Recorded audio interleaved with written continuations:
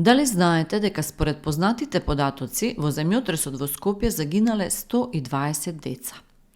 За да биде евакуирањето поорганизирано, било формирано одделение за народна одбрана при градското собрание, сместено на игралиштето на ФК Работнички.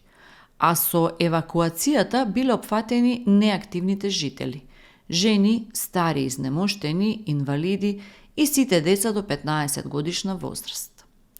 Вкупно 105.000 лица биле евакуирани по земјотресот, од кои околу 30.000 биле деца.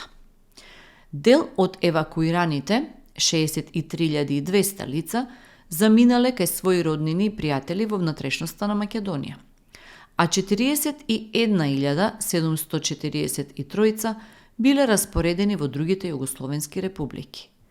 Така, во деновите по земјотресот, Скопје станал град без деца. Дали знаете дека во 1965 година, по препорака на Обединетите нации, во Скопје е формиран Институт за земјотресно инженерство и сеизмологија. Институтот за земјотресно инженерство и инженерска сеизмологија, ИЗИИС, како членка на Универзитетот Свети Кирил и Методи во Скопје, врши континуирана едукација на кадри од земјата и од странство, од области кои се поврзани со развојот и унапредувањето на модерната технологија за контрола и намалување на сеизмичкиот ризик. УКИМ ИЗИИС со право може да се гордее дека првите магистерски студии во Република Македонија биле организирани и реализирани токму на ИЗИИС. Дали знаете дека Скупи со своите 43 хектари било 2 пати поголемо од Стоби, 5 пати од Хераклеа кај Битола или 9 пати од Баргала кај Штип?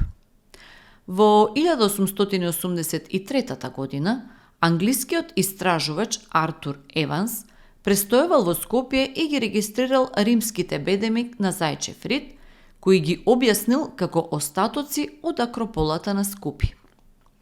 Археолошките ископувања официјално започнуваат во 1930-тите години, додека локалитетот за прв пат се заштитува како културно наследство по земјотресот во 1963 година.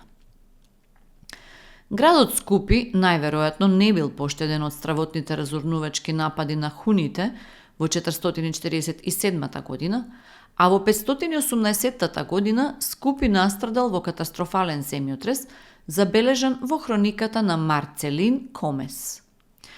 По 580 година престанува урбаното живење на римскиот град Скупи, иако постојат индиции дека животот во облик на помала словенска рурална населба продолжил се до 10-тиот, односно 11-тиот век од нашата ера.